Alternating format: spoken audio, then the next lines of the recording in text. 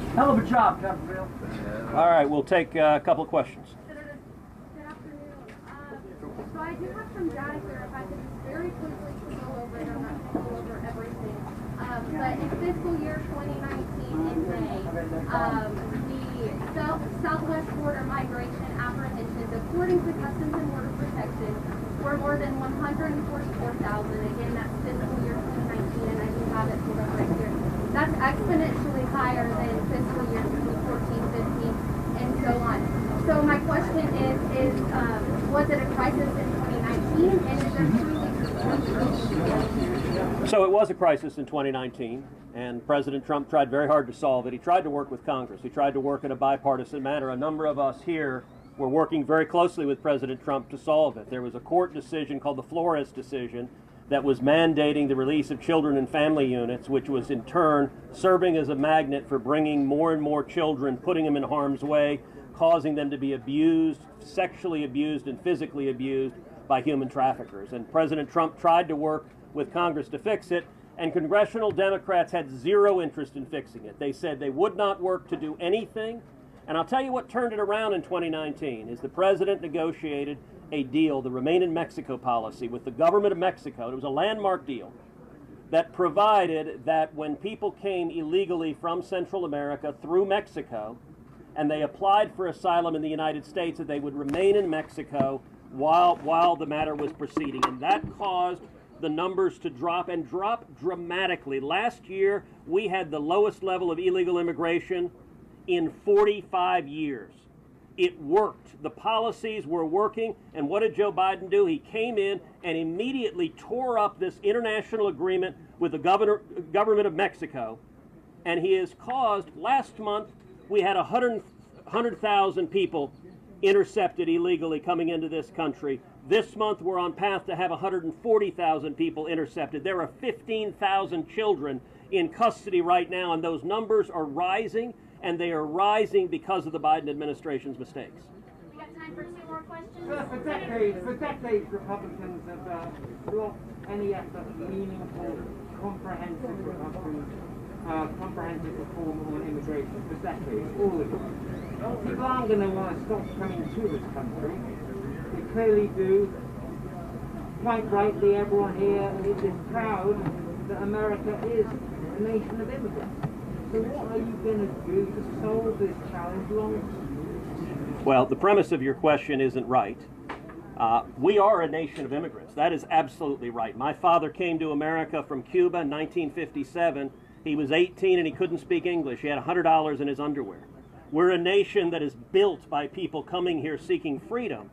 And there's no nation on earth that is more generous, more welcoming to immigrants than the United States of America. But there's a right way to come. The right way to come is legally, following the rules, following the rule of law, coming here legally. The wrong way to come is putting children in the custody of human traffickers. These are vicious transnational criminals. As several folks told you, we just saw a dead body floating on the Rio Grande coming by of someone who died, crossing, no doubt, with a trafficker. This is inhumane, what is going on, and the Democrats have made decisions. Joe Biden and the Biden administration have made decisions that are causing these people to suffer, and to do this in a pandemic is particularly irresponsible. In Harlingen, the illegal immigrants being released are testing positive for COVID-19 at a rate 7 times higher than the U.S. population. This makes no sense. Just very quickly, instead of asking a Republican or a Democrat, why don't you ask the people in charge of policing the border what the problem is? Rather than making a political statement and a question, why don't you walk right over there and ask the guy, what the hell happened? We got a chart, I'll give it to you. This was June, right here. See this spike? It was big. What did Trump do? He told Mexico, we're going to put tariffs on all your products unless you allow us to have asylum seekers stay in Mexico. What happened? It went down to a 45-year low because nobody's going to pay $20,000 to come to Mexico and wait for 4 years. The day the first plane load of kids went back to Central America, the unaccompanied minor problem went to a 45-year low. So why don't you do your job as a reporter and ask the professionals what the hell has happened in the last couple of months, and they will tell you.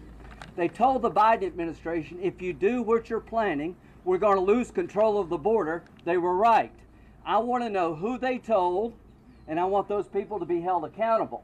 I'm not going to give this up. I voted for every comprehensive immigration bill that's ever come out of the United States Senate. It is impossible for me to sit down with Dick Durbin and negotiate any solution to people already here, because if you legalize one person until you fix this problem, you're going to have a human tsunami. It will be another signal there, come to America, welcome. Don't ask us, we're politicians. Ask these people over here what has happened, why have they lost control of the border, and they will tell you. Senator Cruz. I have a question for Senator Tillis and Senator Johnson about something really briefly. Go for it. Good. All right, Senator Johnson, Biden's transition team alleged the Trump admin delayed action on the migrant surge for months, even though it was warned about the problem from DHS and HHS. Johnson was the previous chair of the Senate Homeland Security Committee. Did he hear about this warning, and should Trump not assume some responsibility for the crisis? I missed the first part of your question. Sure. Biden's transition team alleged the Trump admin delayed action on the migrant surge for months, even though it was warned. So my question is, did he Lindsay, hear give me about my this- graph. Did he hear about this warning, and should Trump not assume some responsibility for the crisis? Why don't you ask the people who did the briefing? Yeah, so let me, first of all, I really don't even understand the premise of your question. I've been working on this chart for a couple years. It shows cause and effect. I will send it to all of your offices. And again, the fact of the matter is yes, there's a huge surge for a number of reasons. Deferred action on childhood arrivals. You had the Flores reinterpretation where it applied to not only unaccompanied children, but accompanied children. There are a number of things that caused this crisis, and then President Trump and his administration fixed the problem. That's the point we're trying to make. And rather than following those policies where we basically had this under control so we could take the next step, we were controlling the border, we could finish the fence. We were so close to taking that first step of having secure borders so we could address comprehensive immigration reform. Instead, President Biden ignored the advice of professionals, blew up all of these reforms, and now we've got this crisis, which is far worse today than it was even in 2019. We've had a day of over 6,000 people. 6,000 people. That's more than a caravan. That's a large caravan per day. How do you handle that? Put yourself in the men and women's shoes here that have to deal with this. How do you handle 6,000 people a day?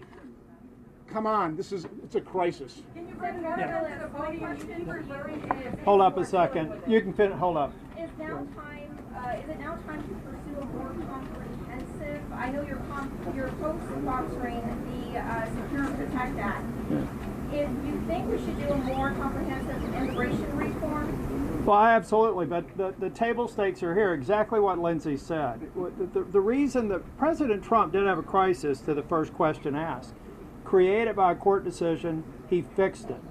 Well, we've just had a meeting just last week with Democrat members. Lindsay and I were there and other members.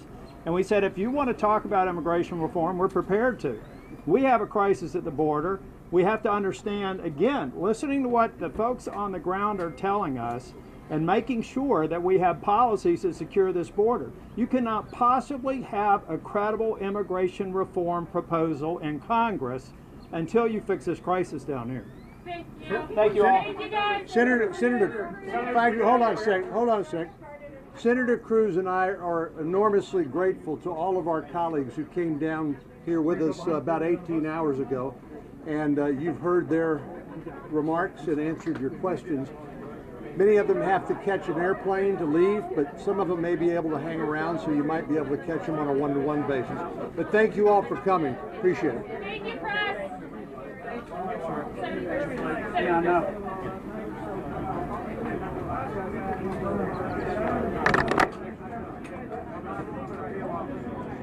Yeah.